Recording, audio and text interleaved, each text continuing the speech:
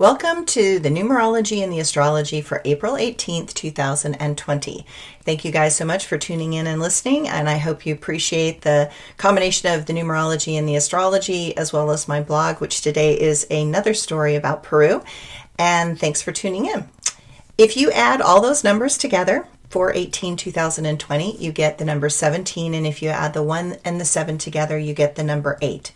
Now, in the yogic system, the number 8 is about grief, loss, and sadness. And I know that in the American system, it is about wealth and abundance and success. But I want to look at it from both sides. So there are 5 different powerful types of numerology. They all have slightly different systems based on the culture that they were from. So the yogic system is one. There's a Chinese system that's based on a 13 moon calendar. There's the American system. There's the Kabbalah. And then there is another South American system. And they're all a little different. And I say that there's not one that's completely right. And I go, you tend to follow the one that you're the most aligned with. But I find it's interesting to kind of see where they interconnect. I tend to be a synthesizer of information, and I like to pull a lot of little bits together in order to make something happen. Because I think if one thing is saying something and something is saying a similar thing, then you probably should pay attention to that. So we're in this number 8.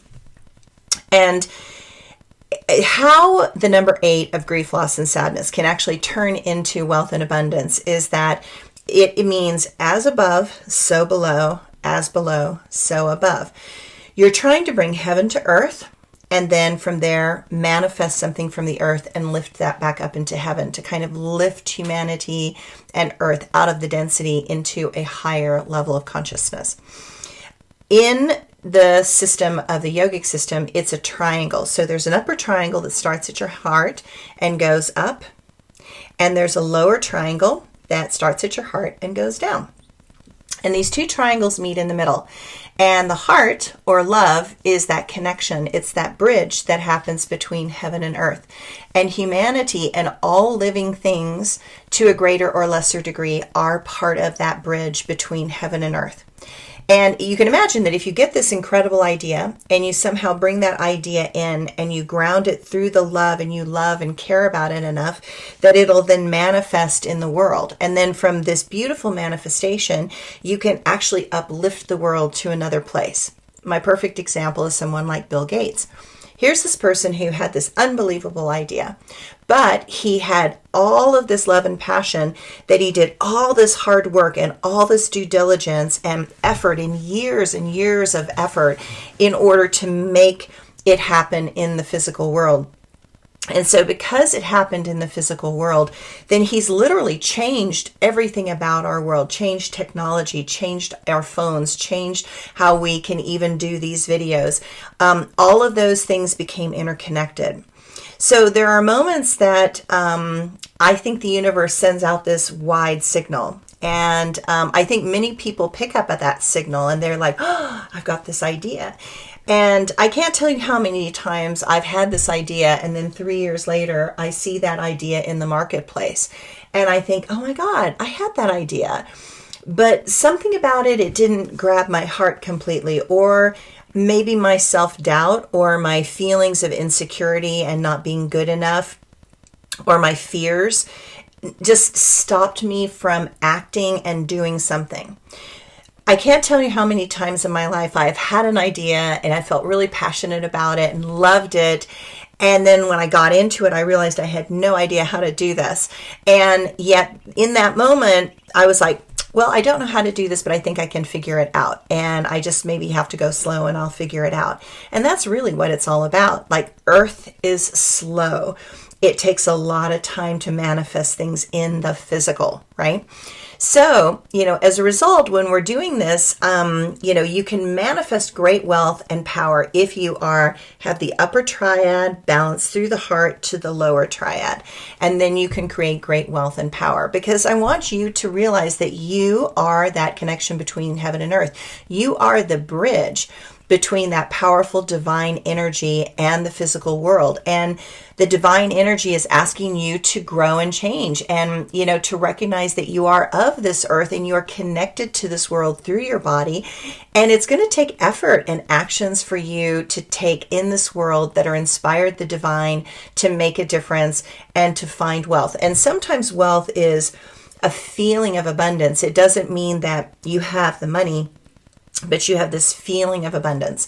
So for myself, it's like, I don't, feel like I'm rolling in money in any way, shape, and form, but I always have what I need. And the universe always gives me what I need because of this wealth and abundance that comes from inside myself. So I want you to let the universe inspire you to act. Sometimes those actions that are being prompted are going to push up against your inner fears and beliefs. And if you don't try some things, I think that's what causes you to get depressed. I think that there's sadness when you feel like you tried to go for a dream and didn't actually make it. But I want you to look at somebody like Leonardo da Vinci. So Leonardo da Vinci had this idea of flying machines, and it was an idea whose time had come, but he didn't have the materials, lightweight materials like aluminum, to be able to make his dream an actuality. So his scientific approach was completely there. Statistically, engineering wise, it was there, but everything that he was working with was too heavy because it was wood. And so here he had this idea, but 400 years later, people got inspired, like the Wright brothers, and created flying machines. And so sometimes we start an idea and we put it out there, and while we may not manifest it to the degree that we dreamed of, somebody down the road might see that idea and say, wow, that person was brilliant, and I'm going to take this and run with it. And because of that, they can change the world. So sometimes my inspirations are there to inspire you, and your inspirations are there to inspire other people. I put out my tarot class and my numerology class for free on the internet because it's kind of like a way to be immortal, that somewhere down the road, somebody's going to look at those and go, wow, that totally changed my life. That totally changed my world. And that is what it's for. That, maybe I was to inspire somebody 100 years from now because they happened to see a video, an old video from some crazy old woman, back in the 2000s, talking about tarot. You never know how this is going to be. Remember that, you are being pushed up against your inner fears and beliefs today. And that is the gift. And those gifts are there to show you that there is a doorway if you have the courage to take it. Now, in the astrology world, what's interesting about today is that we are still dealing with the intuitive and introspective sign of Pisces, the moon being in the sign of Pisces. And I can tell you that my mother is had a moon in Pisces. My sister has a moon in Pisces. And my mother and my sister respond to their moon in Pisces very differently. But I can tell you that when the moon is in Pisces and my mother has a moon in Pisces, I guarantee you she's going to cry. I guarantee you she's going to have an emotional day. And what I've learned is to be encouraging. When somebody is feeling things very deeply, be caring, be compassionate, be understanding. So this is that moment where you get to go deeper and let yourself listen and understand. Now, early in the day, Mercury forms a sextile with Venus, and this is going to help you stay more alert and to notice things that you really need to pay attention to. So I want you to expect your mind to be very busy, and you may notice that you are speaking quickly and with enthusiasm, which is great. And let this moment activate your imagination and your creative expression. It would be cool. Now, Mercury also makes a quiet harmony to Mars, and this is a perfect time to get some exercise and get out there and get moving. And I can tell you for myself that, I keep trying to get moving, but I can't do exercise the way I was doing exercise because my knee is sort of bothering me and I might have hurt my knee. So I have to be creative in how I get out there and exercise. And you might need to do the same, but do get out and get some exercise. The moon sextiles Uranus, which is going to give you determination and persuasion to motivate yourself and others in some unusual and eclectic sort of ways. And your creative ideas can bring in new methods and ways to help you through this time. So just notice where you're inhibited and you have problems and what you are co-contributing to at this time. And maybe it's time for you to shift and change the energy first within, and then also watch the outer change. All right, my quote for the day. In these times of stress and strain, you cannot help but feel your pain. It is not bad, but it is the right time. Without knowing yourself, you are a wind chime. That means that you do not play your own song. You play a tune so you can just get along. But I want you to be the best and the most. I want you to live a life fully engrossed. We are in a time when all around you see others struggling just to calm down. Feel the love that holds you tight. Let it fill you with delight. All moments mean something in the end. All conflicts give energy for you to ascend. All right, so the Peru thing seems to be hitting in a big way, so I'm going to continue my Peru stories. But I want to say that there are certain places that I think that everyone should visit in a lifetime if they possibly can, these sacred places that are really amazing. And Machu Picchu is one of them. But Stonehenge is one, and the Egyptian pyramids and the Nile Valley, River Valley are one. And, the Great Wall of China is one, and, Bali is one. And there's these incredible places that you should visit no matter what, if you possibly can afford to do it in a lifetime. And I want you to do it from a place that is a spiritual journey.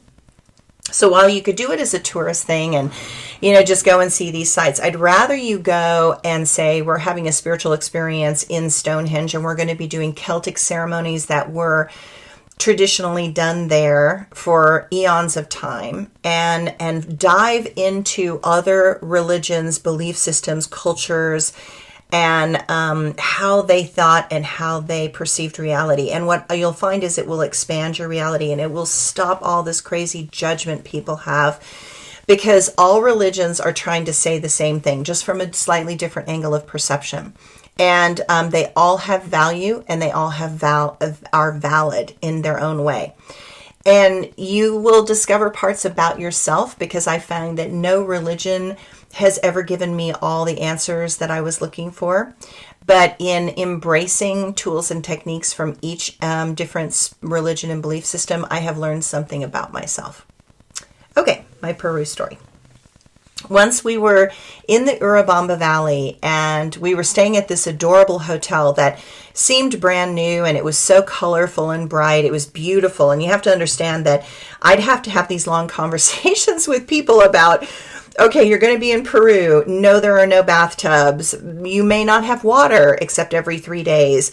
No, you don't want to be in a bathtub with this water because it's brown. And so you probably don't want to shower in it either. And so there are these places that the hotels are questionable at best. But this one had beautiful water. It was next to a river. It was lovely, right? And so this was one of those unusual things. And I had a group of 33 women, and there were also about 11 men there that decided to do a side excursion into the jungle area of Peru. So the group split, and I had the 33 women, and the men were deep in the jungles of the Amazon rainforest having ceremonies with the shaman in the rainforest. And I was rooming with one of the women whose husband was on the jungle trip. And as we settled into the hotel, there was something that was spooky and odd about this hotel.